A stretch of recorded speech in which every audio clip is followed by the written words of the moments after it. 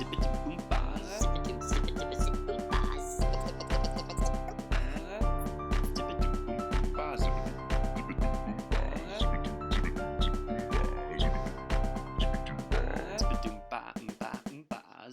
everyone, my name is Reese Lindmark and you are listening to The Reese Show. On the show, we're trying to clarify what a good future looks like. I know we're all a bit sad about late-stage capitalism, and we want to transition to something, but we don't really know what's next. So, on the show, we interview experts about what is emerging, this beautiful future vision that we can all lean into. I hope it gives you a sense of purpose and clarity about the future. If you like the show, feel free to do something about it. You can leave us a 5-star review, you can tell your friends, you can name your first child Reese, whatever makes you happy. And if you really dig it, we have an online school called Root, where we help folks understand these root level systems to find our route forward. We have cohorts of world-class systems thinkers that run every couple of months. So if you're interested in that, check us out at root.co. That's ROOTE.co. Thanks. Today I interview Betsy Cooper, who is the director of the Aspen Institute's Tech Policy Hub. And they have this amazing fellowship where technologists can learn about crafting tech policy.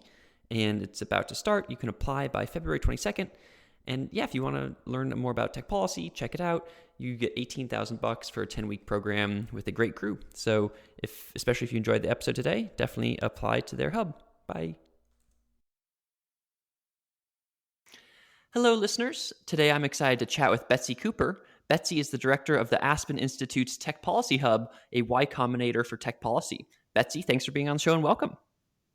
Thanks so much for having me. Yeah, excited to dive in. And before we kind of chat about this Tech Policy Hub, which is cool, it's, a incubator and accelerator for getting technologists into tech policy. Before we chat about that, I just want to understand, Betsy, for you, how did you get into this work and what excites you about kind of the civic tech ecosystem? Well, so I first got into technology sort of coming at it from a completely different perspective, which was focused on immigration and national security. I'd spent most of my career working in that ecosystem.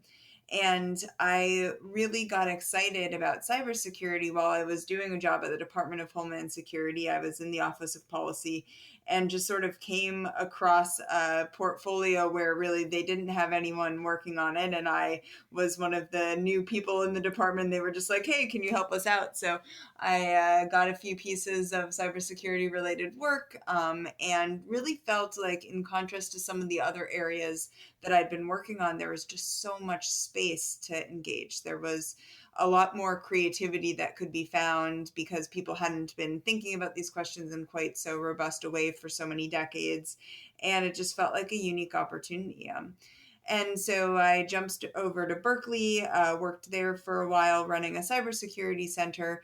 And it was there that I got deeper into the broader civic tech ecosystem. So we had some amazing faculty and researchers who hadn't been trained on how to use their amazing research in the external world. So we had one person in particular who was working on aspects of privacy, and their work was really relevant for children that were being affected by having their data being used against US law.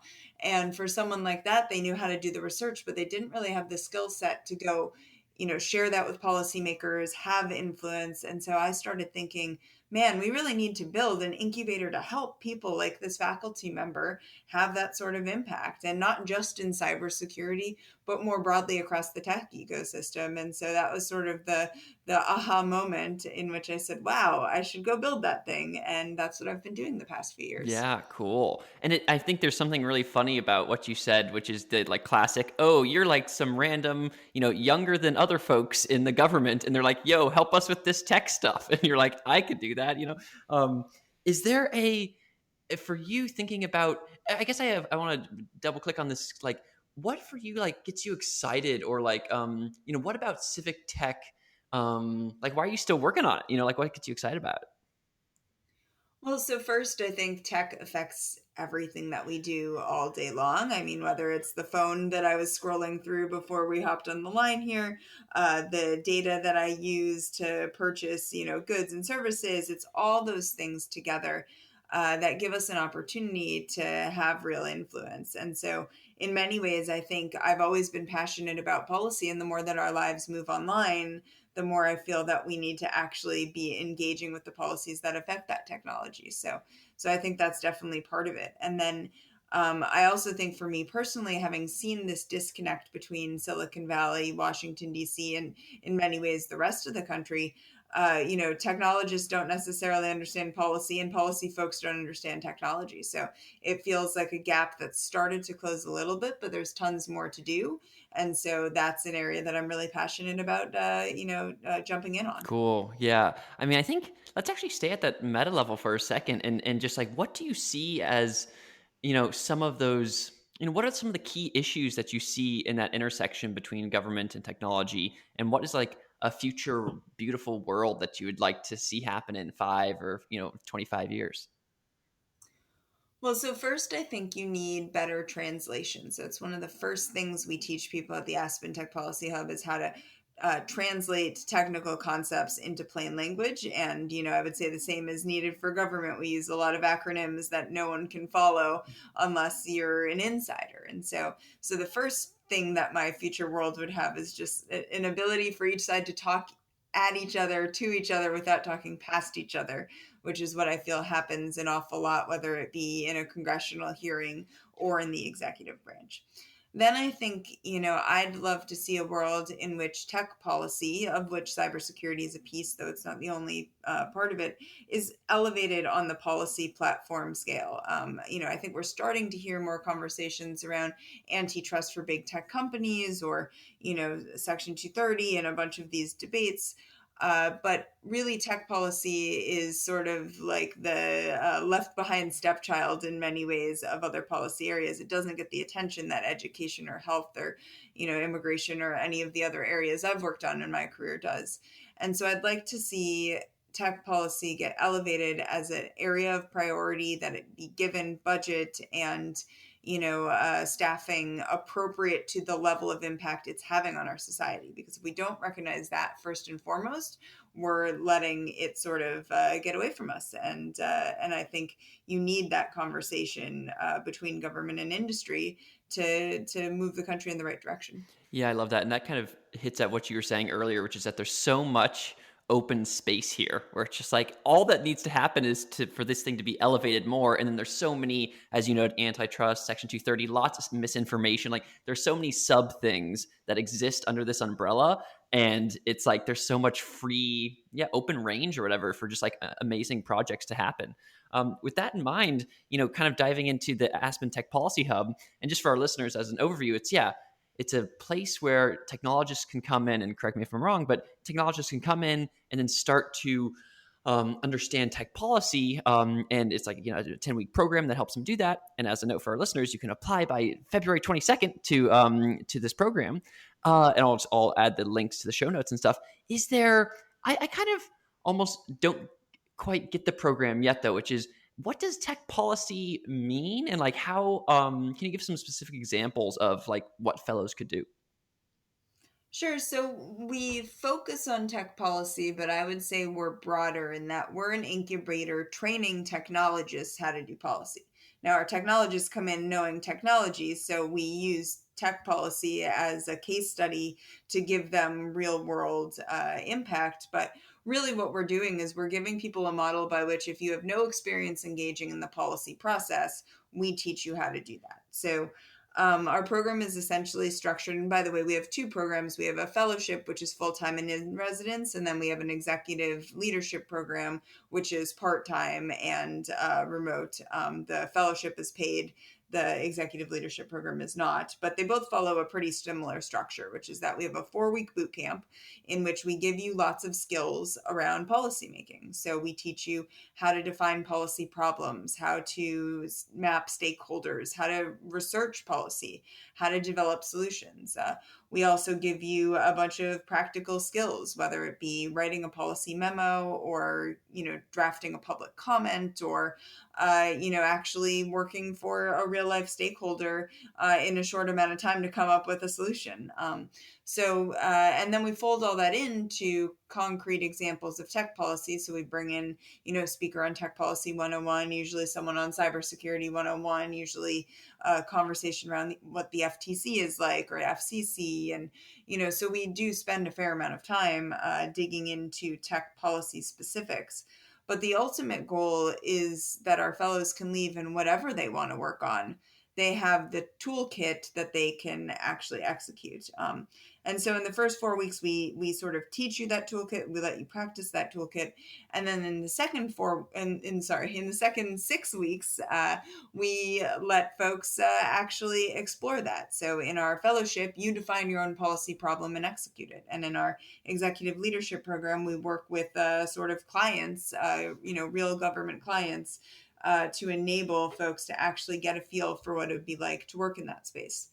So I guess our overall perspective is that we're really looking to give people a toolkit that they can apply to policy making. And our goal is really to give them the skills and then to let them flourish however they decide to deploy that toolkit. Cool. Yeah, I like that. I think there's something funny there, which is this policy memo thing. As for me as a non-policy person, but when I was in the Boston Educational Industrial Complex, MIT, Harvard, etc., interacting with folks at the Kennedy Center and like learning that like policy memos, are they, you again, better than I do, what are policy memos like the main output of like of getting policy done, or like what role do they play in that ecosystem? You're giving a sneak preview of a lecture we're actually giving this week in the executive leadership program. So a policy memo is an important output, and it's important because essentially what it is, it's a summary of what a problem is and how you want to solve it. And by the way, the key point, in contrast to the way we often work, is you don't want to just like tell the story. You want to lead with your solution up front, which a lot of tech folks actually find really challenging. But so a policy memo is a great way to describe how you see a problem, what different solutions you've taken into account, and why you've selected or are advocating for a particular one.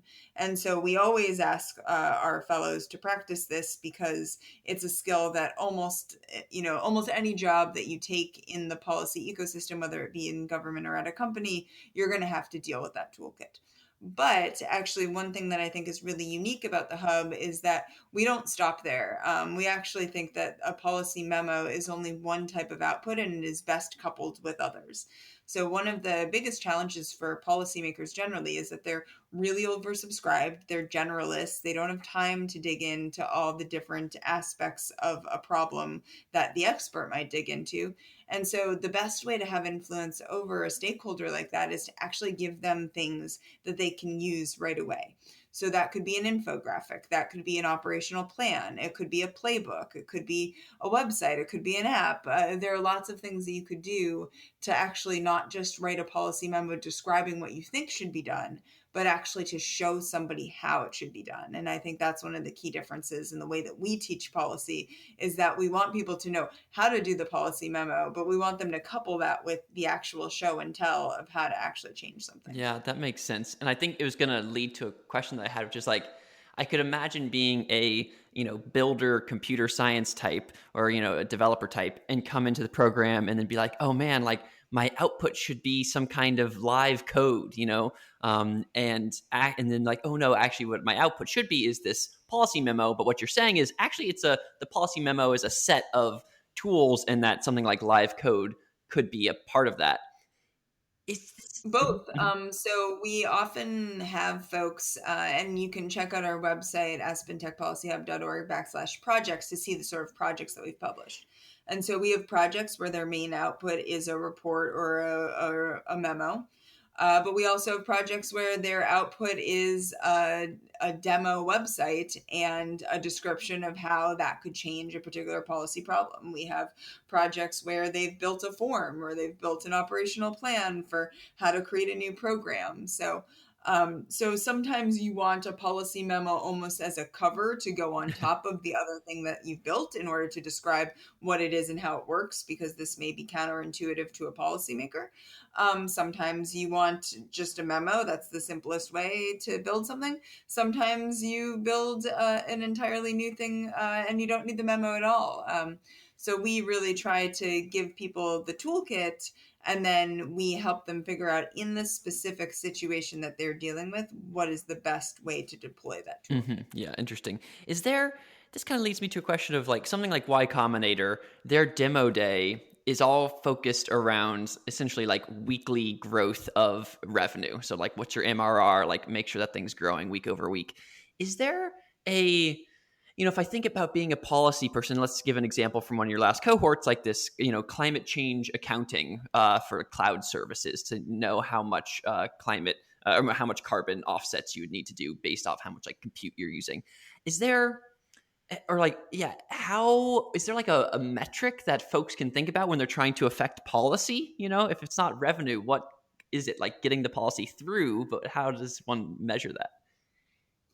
Well, so you're pointing out a great thing, which is that that's one of the key differences. We have many similarities to a Y Combinator type incubator, but what we do create is a pitch opportunity. So at a Y Combinator, you're pitching funders. Here, you're pitching actual policymakers. So we ask each of our fellows to identify the stakeholders that could most and best implement their ideas. And then we ask them to actually go out and engage with those stakeholders directly to try to have that influence. So, back in the days when we could actually fly people to DC, this was a lot easier, frankly. But there's, nevertheless, the model is that you need to identify key stakeholders and seek to go directly influence them. So, we've had fellows go to DC to meet with the Department of Homeland Security. We've had fellows go to the city of New York and talk to them. Fellows talk to the city of Oakland. So those are all examples of engagements. In terms of metrics, then, I think a lot of times you're looking for an advocacy plan that tells us how are you going to take the stuff you've built and make asks of the individuals that you're trying to get to change their behavior, and what's the path that you're going to achieve that. So that, I guess, would be the equivalent of like the going to market strategy, right? And then what we're looking for is, have you concretely identified people to engage with? Do you have a pitch ready to go for them? Is it concrete? Is it clear? Do you actually make that trip? What happens afterwards? Do you have a plan for how to follow up? So, we try to, sort of give them the opportunities for success, but there is no equivalent to market value that we can pinpoint. Instead, what you're looking for is for them to have defined a type of change that they're looking to see, and that they have a clear plan to execute that change. Got it. So I think I understand it, which is, yeah, so I'm building some kind of, let's say, yeah, I want to get the folks in, I want to make a policy that requires, and actually this is maybe happening in California, maybe as a result of your fellow, to have companies over a certain market cap need to carbon offset their emissions from their the things that they do. If I wanted to do that, then I would go out and I would say, okay, I would understand the stakeholders that I would need to chat with, like in Washington or what have you, maybe the Department of Energy. I don't really know who does these things. And then I would need to go and have the thing that I would share internally with the hub would be some kind of advocacy plan for how I would convince them, or is the advocacy plan upon like the change that it would make in terms of like carbon offsets? So the advocacy plan is more the actual way that you're going to achieve your plan. Okay, so cool. Let's say you set a goal, and maybe I'll use a different example. Yeah, great. How about a real life example? So we had a team of fellows that identified that older adults were getting scammed online in very concrete ways. And so they wanted to have an effect on that. So that was them defining a problem. So they did a bunch of research and they uncovered that those older adults were having trouble reporting when they had been scammed. There were like 15 different websites that you had to use. And one of the websites had grayed out boxes that the older adults would think were active and they'd keep trying to click on it, or, it wasn't optimized for mobile. The font was too small. You can imagine all sorts of things that were wrong. So they narrowed their problem to say, okay, we want to fix the way that older adults report when they've been scammed online. And we want to influence the stakeholders who, in that case, I believe were like the FBI and the Department of Homeland Security had some of these forms online. Okay. So what they did was they built two types of outputs. So the first set of outputs is like what I call policy outputs, or like what you actually do. So that would be an example of a new form. So they built a new form that could be better accomplishing the goals of having older adults go online. And then they also built sort of a strategy for how US government agencies could better design for older adults so that future forms wouldn't suffer from the same consequences. So that's sort of like the policy side of things. It's the stuff that you want the stakeholder to deal with. But then you also need an advocacy plan, because I think too often, and this is a problem that I see with some, DC think tanks in particular, is that you have a great idea, you put it on the internet, and you hope that someone's going to someday Google that great idea and bring it, to market. Like, what you're missing is essentially your go-to-market strategy for your idea. And so we call that an advocacy plan. An advocacy plan is sort of your roadmap for, okay, I have this great idea for this new form. How am I going to execute that? And so for our fellows, it includes things like writing an op-ed to call attention to the issue, flying to DC to hold a meeting with folks, coming up with a follow-up strategy in which maybe you share stories that older adults experience to try to, have, if it's a congressional thing, you would want constituents to reach out. So whatever the problem is, we seek them to come up with an internal strategy and then external outputs to achieve that strategy. So those would be things like the op-ed or, infographic or something like that. So you sort of take these three things: the policy, the policy document, the policy output, the, sort of advocacy plan, and then advocacy outputs to achieve the plan. And that's sort of the ultimate goal, is to help people build all those things and then take it out there and try it. And like Y-Combinator, we have a high tolerance for failure. Just like with many of the Y-Combinator startups, a lot of our policy projects will not achieve their goals, but we're achieving something else, which I think, just as Y Combinator is training people how to build startups, we're training people how to have policy impact. And whether or not the first startup they try, the first policy output they try succeeds, they now have a toolkit they can deploy. And for us, that's a good chunk of the purpose. Yeah, that's amazing. And I think there's something funny about how kind of how opaque to someone like me that kind of process for achieving policy outputs is. And even just hearing you talk about it becomes increasingly clear. And I think that it's funny because I wonder if, like, I'm thinking about like what the kind of, do you think that the current setup is optimal? And I guess what I mean by that is I can imagine a different version of reality. And thank you for the good specific example with that form, where it's like, it would be cool if we could somehow people could build different forms and then they could like post them online or something. And then I guess it's interesting that what you need to do is, in order to get the form changed, you need to go to that department and that policymaker and have the like team there change the form. And I'm wondering, I guess that makes some sense, but it just makes me think about other kinds of like more crowdsourced ways to kind of change the public infrastructure that we have. Does that make any sense, or do you think the current system is pretty good? Well, so I think there's always opportunities for more crowdsourcing. We actually, in our first cohort, had a fellow that created an actual system in which legislation could essentially be crowdsourced. He developed a tool that would allow you to sort of upvote or downvote different phrases in a written document. So it could work for legislation, or it could work for a co-op board trying to develop their new principles. So we've got fellows that have actually tackled sort of the underlying tools of policy making. How do you get people more directly involved? I think in practice, though, there actually are a lot of tools that do exist to accomplish goals like that. And one of the challenges has been none of them have really gained significant market share in that if you think about going to engage with your local city council or state government, you're probably still going to be submitting a PDF document into the ether and hoping for the best. So I would argue that, one of the types of projects that we tried to, support, but that need even more support is trying to get government to adopt creative ways of allowing for more, participation. And if we could see more of that, I think that would be great. So we call those sort of structural projects. So, the example I gave you a second ago is very much a practical policy project in the sense that, like, there's a specific policy that you want to change.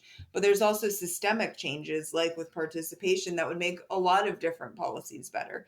And so that's an example of a type of, sort of more systemic approach that we might take as well. Yeah, I like that. I think just as a note for the listeners on the show, we kind of focus a lot on those systemic changes. So I kind of want to stay on those for a second, Betsy. And I think there's maybe I'll provide a little bit of skepticism here, which is, as you noted there's the kind of the PDF, interacting with some government services. You still need to do the PDF thing. And and thinking about that, and then thinking about something that I saw you shared about how, like, the percentage of the federal workforce that is under the age of 30, it's like 3% is under the age of 30, and some large percent, maybe like 70%, I forget the numbers, like around the age of 65. And I think I guess there's like what needs to change, I guess, from a systemic level in order to be able to get these in order to kind of, I don't know, make government work for the people or something. Sorry, what needs to change systemically? Yeah, what needs to change systemically in order to, I'm just like, I get this feeling of, like, pushing up against the, like, great behemoth that is whether it's local governments or state governments, but especially federal governments, and like the rate of change, it just feels like difficult and slow. And so I kind of feel, I am excited by this work that you're doing. I'm also like, wow, is that actually going to, like, move the needle within the federal government? Well, so first, slowness is not always a Yeah. negative. So, for instance, I think we saw with some of the more extreme positions in the last presidential administration, many people were glad for some of the slow processes of government. And I'd also say systemically, there actually are amazing ways to participate even without a change. So many people might not know, for instance, that every regulation, which is basically the equivalent of executive branch legislation, every regulation that goes out by the US federal government has to be opened for notice and comment, with some very small exceptions. And what that essentially means is that every person, you and me and anyone else out there, has the opportunity to comment on regulations as they're going through the process. And the federal government has to respond, at least in groupings, to every single comment that's received.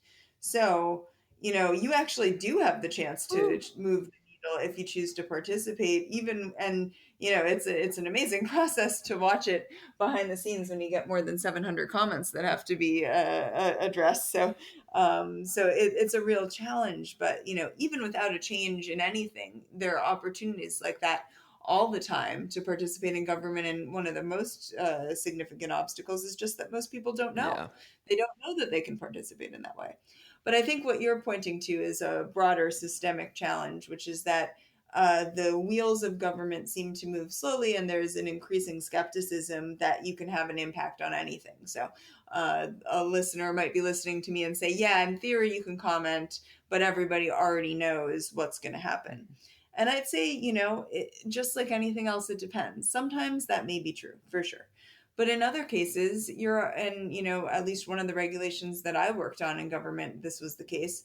You had a rough idea of where you thought you wanted to go, but you were genuinely interested in feedback and comment from people more knowledgeable than yourselves in order to have a real impact. And so I guess I'm not as cynical about the prospects of having a real impact, because I have seen random people submit comments and actually change the direction of a particular regulation. And I also guess that I think that if we're clever, we could use even more tools to try to, to make a change. So Yeah, so I agree with your pushback that speed is not always a good thing, and that that's kind of the beauty of the government, is that it can be kind of like the institutional processes are amazing in that they kind of get to a result slowly. And that is really, really, with the election as a primary example here, in a kind of decentralized manner. And that's just kind of a beautiful kind of stable thing, which is really helpful.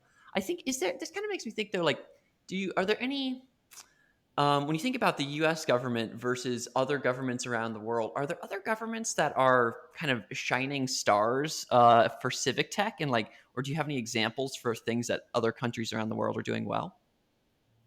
Well, so one that comes to mind, I did a tiny bit of work for them way back in the day, was the Prime Minister's Strategy Unit in the United Kingdom. So they actually had an office that was just a place where they would get really smart people together to try to come up with innovative ways to approach government. So in some ways, this is more civic innovation than civic tech. Although I believe that a lot of what they came up with actually does relate to tech, but they would even come up with ways to think about how best to, have impact through policy memos. Like they would actually come up with recommendations on things like that. Our government is so overworked, overrun, too many things on the plate. We never take the time for that strategy. It is really hard to find time to think about those broader questions.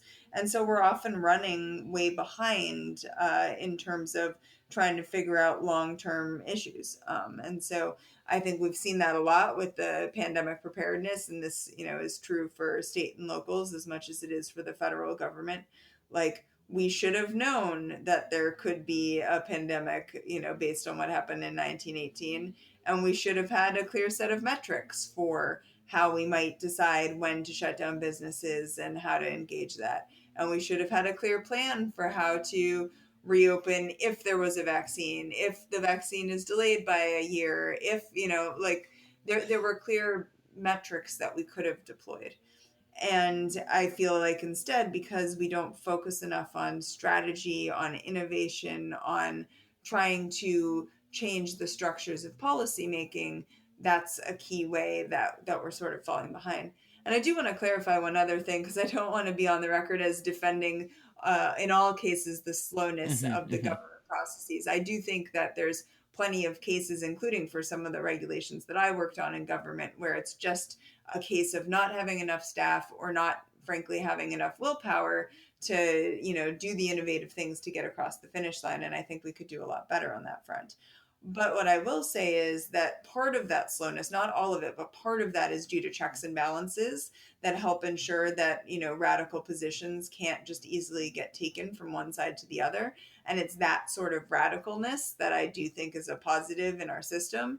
And so let's eliminate the sort of slowness on the innovation side, but let's keep the checks and balances that ensure that our democracy continues to function as intended. Great. Yeah. Well, I like that distinction, and thank you for making it. Is there something that what you just talked about with the pandemic preparedness thing makes me think of is, and I'm not sure exactly, because you have to interact with both parties in government, so I'm not sure exactly how you will be able to answer this question, but thinking about, the Obama administration and then into the Trump administration and now into the Biden administration.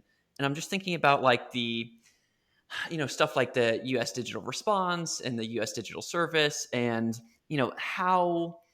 what it will be like to interact with and for me, as an outsider, seeing the Trump administration is very both conservative, but also mostly just like kind of incompetent at a surprising amount of things. Are you seeing, like, in your time being with all three of those administrations now, it's like, do you see, like, how much of an impact will this transition from Trump to Biden have around this stuff? Well, so first, I'm so glad you brought up the U.S. Digital Response, because that was an organization that sort of got developed and was led by Raylene Young, one of our fellows from our last cohort. So Raylene is an amazing example of someone who really got passionate about an issue that she couldn't even have thought of when she came into the hub, and really worked with a number of other partners, including a bunch of friends of the hub like Corey Zark and Jen Palka, to come up with an idea for how to do something about it and to build a new institutional structure for impact. So if anything gives me hope, it's stories like that where, neither Raylene nor I, when she put in her application to the hub, could have imagined where the world would go or what would interest her. But I'm so proud of her, Jessica Cole, and a number of our other fellows for really hitting the COVID-19 moment and coming up with new ways to have impact. Um, in terms of the broader policy questions, it's going to be interesting. So many of the folks that Biden is bringing in are alums of the Obama administration. So I think if you're going to see anything, what you're probably going to see is what feels like a bit of a reversion, at least in the first little while, to as if the Trump administration didn't happen. You're going to see regulations getting pulled back. You're going to see changes in policy to essentially return to what they were before the Trump administration came into effect. And so that's going to be kind of an interesting question, is just how effective are they going to be at making those changes? What I think is even greater now, though, than it was during the Obama administration, is that the civic tech movement, thanks to the support of the Ford Foundation, of Omidyar and Schmidt and many others, Craig Newmark, of course, like civic tech has really taken off as an area since the end of the Obama administration. And organizations like the U.S. Digital Response have really provided places for civic technologists to gather and to have an impact. Hopefully, the hub is another one of those places. We now have 100 alums of our own, right? So I think that there's an amazing ability to take that groundswell of interest in having an impact and to parlay that into more effectiveness in this administration. So a number of us have been working on a project called the United States of Tech, or 10K Techies, meaning we want to get 10,000 technologists into the next administration. And this is a nonpartisan effort. So it's more about, there's more to be done by technologists. There's been a tremendous interest by technologists in getting more involved in civic tech. Let's create homes for these folks. And so I'm really excited to see, once we get past this first, sort of 100-day sprint to change the direction of COVID-19 and many other things, where that sort of initiative goes. Yeah, that's cool.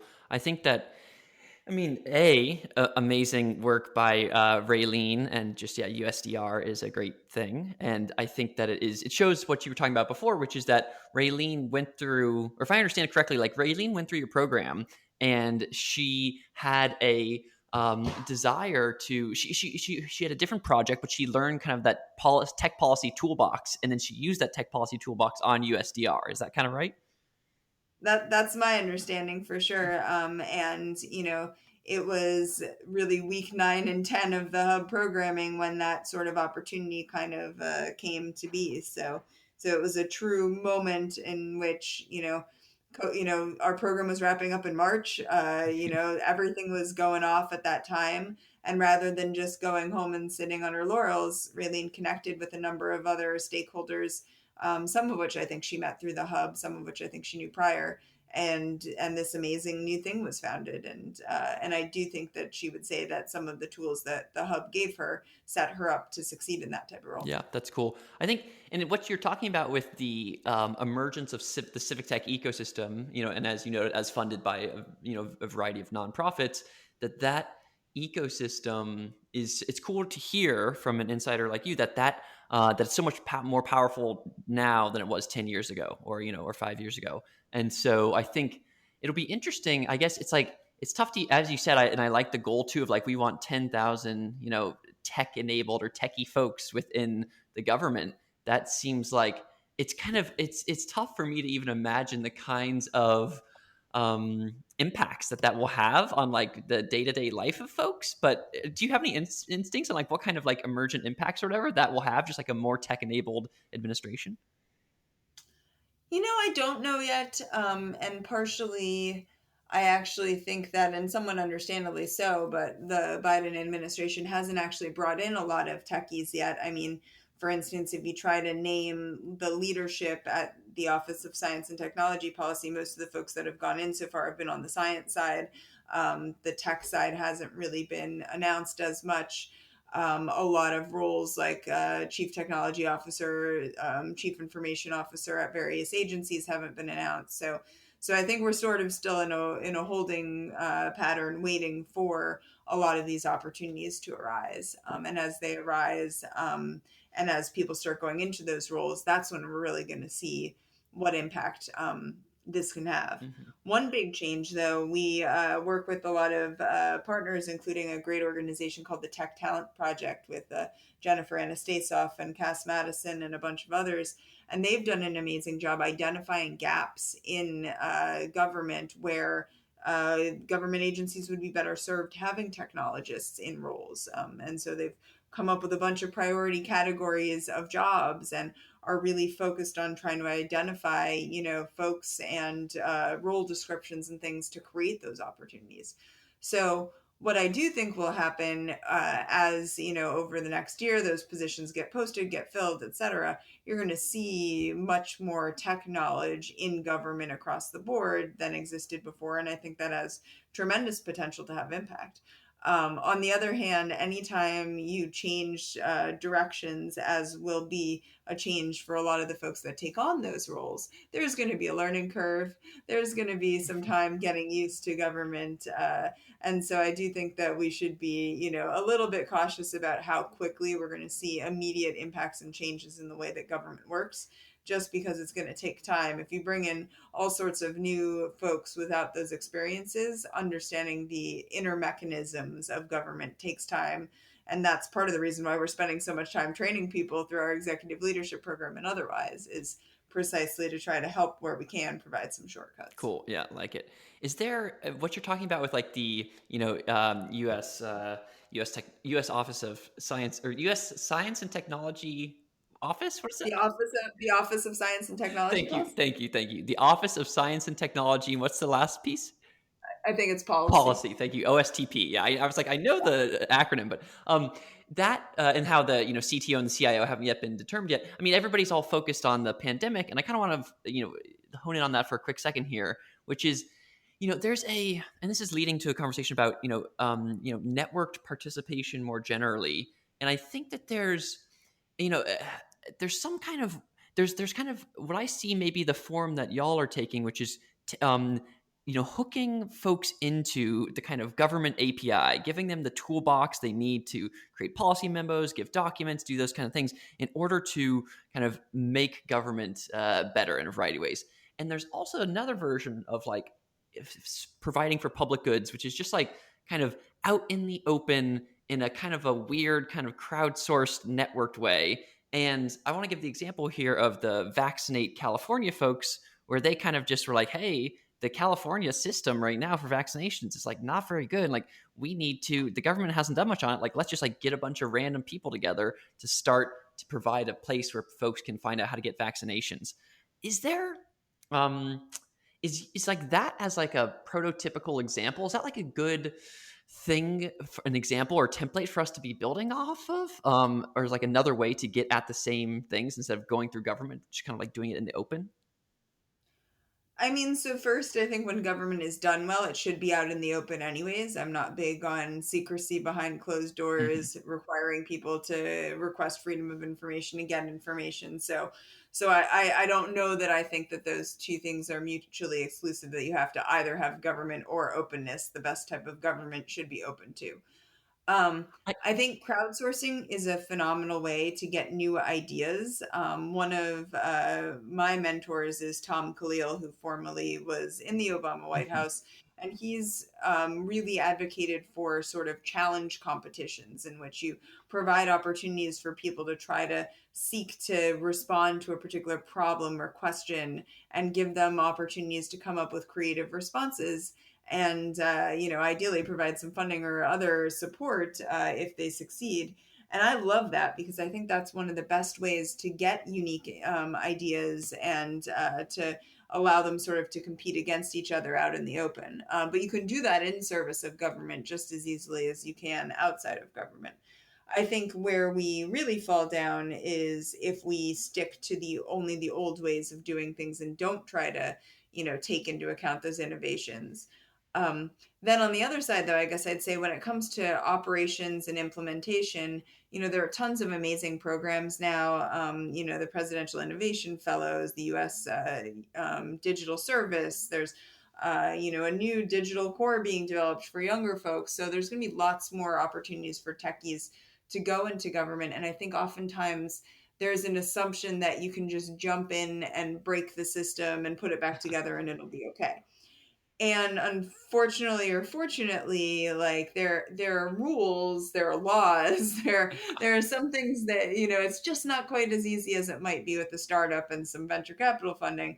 And not to say that that's easy either, but at least the structures are less clean, right? So I do think that there's a risk that if we try to just sort of crowdsource ideas, and we push that on to the operationalization of those ideas, that we lose the opportunity to take into account all those existing structures and to make sure that, for instance, the law is followed appropriately. So I guess what I'm saying is, for ideas generation, I think that's awesome. But I also, if there are techies listening who eventually go into government, listen to the people that have been there for a while, understand the structures that exist, and make sure that you fully hear why they exist and who they're protecting before you assume automatically that breaking them is the best way forward. Yeah. Because I like that. I think that because I think a lot of, and both I have to some extent this natural inclination. I think that there's this, the powerful, like move fast and break things, or the powerful in the kind of not necessarily positive or negative sense, but like can often be negative. And so then coming into this world and being like, oh, we'll just build whatever and it'll be fine. It's like, wait a second. You might need to like think about and Robinhood is a great example of this, where it's like they just moved fast and they didn't have the money that they need, all these things, and so it had these impacts that were greater than they had imagined because they were just kind of a hyper growth startup. And so I think that there's and on the government side, now that I saw that they might be under SEC investigation because when they made the decision to shut down the trading, they may not have fully contemplated like the effects of what that could mean under the SEC, right? So I'm no SEC expert, but that's a great example of like, you were really open, you moved really quickly, but there may be a good reason why there's a regulation that prevents you from changing certain types of trading, for instance, on a dime. You could see how that could be abused, for instance. Mhm. So I don't have the perfect answers, but I do think that, that's one reason why for any techies that do move into government, I really urge them to listen as well as try to move quickly. Mm-hmm. Yeah, staying on the kind of GameStop thing for a quick second, is there? And I don't know the kind of correct version of this question, but there's these online movements, and whether it's something like GameStop or whether it is the Stop the Steal kind of hashtag and that leading to the insurrection and riot stuff. There's Black Lives Matter and Me Too as these kind of like bottom up movements on the internet. How there's an interesting, or like, do you see those kind of pushing, I don't know if pushing back on is the right term, but like how should the government, or how should the civic technologists kind of think about these movements and how to both enable movements but like not enable mobs or something like that? Well, and I'm not an expert in this particular space, so I'm not sure I'm the best person to advise civic technologists on this. But what I do think is that, this all comes down to understanding the full implications of the thing that you're building. So we bring in a lot of folks from big tech companies who come into our program in part because they're disillusioned with the way that their product is going. So they'll have, some sort of civic team that's saying, hey, is that a problem for social justice or racism or something? And then the growth team will sort of override, and the concerns will sort of get shuffled underneath the table. But that's the best case scenario, is at least you're having that debate. I think in many cases, line coders don't actually even fully understand the ramifications of the thing they're being asked to put together. They just, are pulling off a request from a list every day, coding the thing that they're requested to do, and then going, on to their to the rest of their day. So I think that there's an opportunity for companies, for civic technologists, wherever they live, to sort of push harder on the values underlying the decisions that big companies are making. And small companies, hey, I think Robinhood should serve as an example that this isn't just about the big five tech companies, that it's a much broader ecosystem issue where we're, moving fast and breaking things does not mean that we need to set aside our values. And that means asking lots of questions. It means, grappling with difficult decisions. It means speaking up if you feel like something's wrong. And then it means trying to support an ecosystem that changes the way the world works so that the incentive isn't just for growth. I love the idea of B corporations and, companies that are set up not just to do no evil, but to actually do good. And so I would love to see, I don't know what the government structure should look like, but I think that increasingly people of, our generation want to see that their work has meaning beyond just doing the job. And so we're at a unique moment in which I think you can push for that within Silicon Valley and beyond. Beautiful. Yeah, I agree. So as a kind of wrap-up question here, we're going to go into the overrated, underrated section, where I just ask you, I name a thing, and you tell me whether you think it's overrated or underrated. What do you think that healthcare.gov, do you think that website is overrated or underrated? Originally overrated, now probably underrated. Exactly. It had a bad meme, and now it's probably pretty good. What do you think about and this is something that you know a lot about, that we didn't touch on too much today, but like the impact of like government hacks? They always seem like a big thing in the media, but I'm not really sure. Are they underrated or overrated? They are definitely underrated. I think we need to see more attention being paid to government hacks. So stay tuned. What a quick bonus question on that. Like why are they underrated? Like what impact does it have? Well, I mean, I think we're going to find out that much of the most confidential information that has been filed in court cases, for instance, has just been, essentially given up to foreign adversaries. So even if you don't care anything about government, if you're involved in a company and you have intellectual property that you ever filed under seal in a court case, that's a big deal. So, if you care about nothing else, that's a good one to show why government hacks can matter. Great, beautiful. Thank you. And then a final question. I saw that you were into Tottenham. Do you Hyung-Moon Son, the striker, is he underrated or overrated? He's so underrated, and our coach is a bit overrated. Okay. See ya, coach. What's the coach's name again? Mourinho. Say it one more time. I know. It's I'm like blanking on how to pronounce it. It's a Portuguese name, Mourinho. Oh, Jose Mourinho or something like that. Yeah. Mourinho. That's funny. You're calling me out. My French pronunciations won't help, but I think I liked our previous coach, Pochettino, who's now with PSG. So I keep hoping he'll make his way back someday. Nice. Beautiful. Well, again, thank you for coming on today. And Betsy, I guess for our listeners, as a note for folks, it's February 22nd. Do you want to say a little bit more about how they can apply or what programs to apply to? Sure. Go to our website, aspentechpolicyhub.org. Just click on the apply button. It's a pretty simple application, and you can apply both to our fellowship and to our executive leadership program. We also have a number of webinars coming up next week and the week after. So if you haven't learned enough and want to learn more about the nitty-gritty of the program, come join us at a quick webinar, learn the thing, and please apply. Yeah, beautiful. And just for the listeners, just to reemphasize, I think there's something, I think the USDR, the Raylene example is just a beautiful version of this, where it's like, hey, if you want to get leveled up, if you're as you said, if you're a technologist who it feels like a lack of meaning in your job because you're working on helping people click on ads or whatever, you can become a healthy member of this burgeoning civic tech ecosystem, and you can do that by leveling yourself up for 10 weeks and then having a toolbox that you can use for when COVID-2 comes, you will be able to help out with the USDR for that. And we pay people to do it. So if there's no other reason, you can get paid to learn how to have that level of impact. Yeah. Not a bad deal. Beautiful. Well, thanks again, Betsy, and goodbye, everybody. Thanks, Reese. Have a great one.